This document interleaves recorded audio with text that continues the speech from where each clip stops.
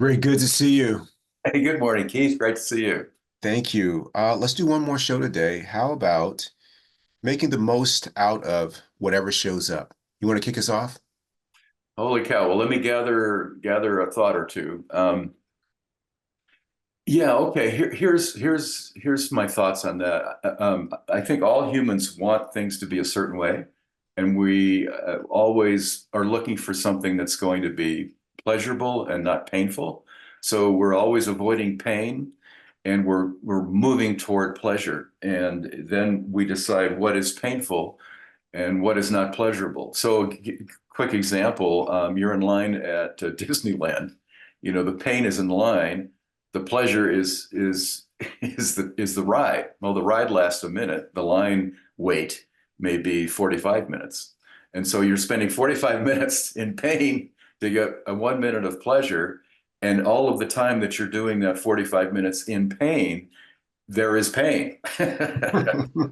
So my thought is that just in that silly example, you can see that when you stack that up, that if you look at life that way, that time in line is going to be a complete waste for you. Now, there are things you could do in that line. For example, if you're with a kid, you can spend that time talking to the child about what's going on in his or her life and maybe joke around or maybe just listen to what the kid says and learn something about how a little one looks at the ride that they're about to have or the experience that they're looking forward to. That is very interesting. That's a very different way to spend 45 minutes that has nothing to do with pain. So the idea is that we always have a choice no matter what happens. When I go to the gym this morning, I'm going to be thinking, oh, I hope it's not crowded. It's Saturday morning. I'm not going to get the machines I want. That'll ruin my cardio. I'm going to have to wait. Somebody's going to be sitting on a machine and doing their little da, da, da, da, da, da on the phone. And they're going to be sitting and waiting and waiting. And then when they decide they're going to do another set, they'll do it. Meantime, my cardio is suffering because this guy's sitting on the machine. So my point is that that's an example of pain. Instead, I could go into the gym and say, hey, I'm going to just work on whatever machine or whatever free weights are available. I'll just be where they're not. And maybe I'll try some new exercises. That's one way to do it. Yeah, that's right. That's right. And so the idea is that whatever that moment presents to us, you have a choice to make it painful or to make it pleasurable. And if you just get off the mark a little bit and stop thinking, oh, this is really a pain to me. This is thwarting what I really want. If you can get off of that mindset long enough to make another choice, I think you can have a much more enjoyable, peaceful way of looking at life and accepting of what happens to you. One last point that I'll make, and that is that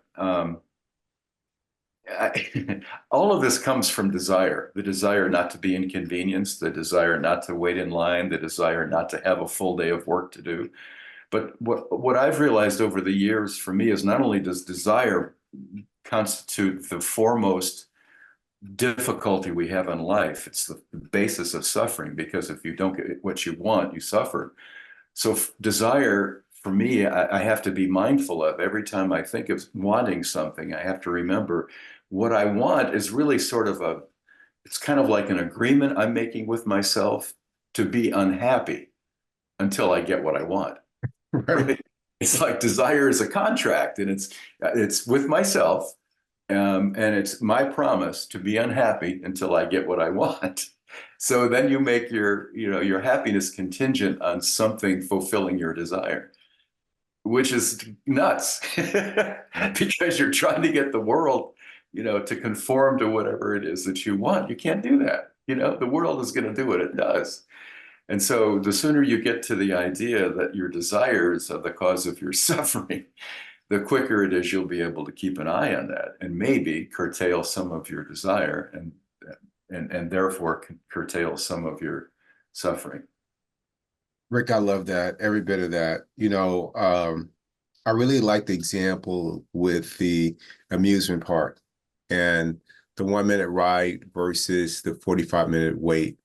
And the 45-minute wait, you can experience that a lot differently than most people do. Most people are put out, upset, inconvenienced and they just make it a big problem, or you can do it a different way. I would like to build on that and say a lot of people go to work that way. Yeah. The weekend is very short in comparison to the work week, but most people will have an awful work week experience. And regardless of the circumstances, you can choose, or the situations at work, it can always be better if you're better inside, no matter what it is. I mean, this was one of the best examples that we've seen in someone's life has been Viktor Frankl. And we talk about him all the time in that experience. And he still, found a way to make it better than it would be had he not been working on himself. And so I just love that idea. I'm with colleagues all day, and they remind me of myself as Keith 1.0. And I was in Yuma for 4 years. 4 years, Rick, in Yuma. I never had a good day in Yuma. It's so sad. It's Such a sad. waste. Such a And waste. it had nothing to do with the weather. Yeah. It had nothing to do with the Marine Corps. It had nothing to do with getting up every day and running and doing push-ups and calisthenics. It had nothing to do with the leadership. It had everything to do with me. Mm. Because I'm having a fantastic time now, Rick, in life since I've just started doing the practice. I'm still in the Arizona weather. I'm still with people that tell me what to do. I'm still, and I'm still getting that squat rack every week. So, There you so all those things are the same. The difference is I accepted that this is the way that life is showing up. The choices and the direction that I want my life to take, it requires some work. And the work is not in the squat rack. That's secondary. The work is not putting up with the boss. That's secondary. The work is not the Arizona heat of 114 yesterday. Secondary. The work is me working on myself to be able to handle it, to make the most of there. And in 10 years, I have not complained about the heat once, which is a miracle for me because I spent the previous 20 years doing nothing but complaining about the heat every day. Even though it had no effect on changing the temperature, I kept right on doing it. And Rick, so I just love this idea that you've introduced today about making the most of whatever shows up. And I start to do that. I get on the pickleball court. Sometimes I don't know who's going to be there, and I just focus on what I can control, and that's being a great teammate, being encouraging, making it fun, walking to a space like, let's make new friends here. Oh, you don't want to make friends? That's cool too. I'm just going to sprinkle kindness. You're welcome, by the way. Then I keep it moving, Rick. I keep it moving, but I love this, Rick. Thank you so much for a great show.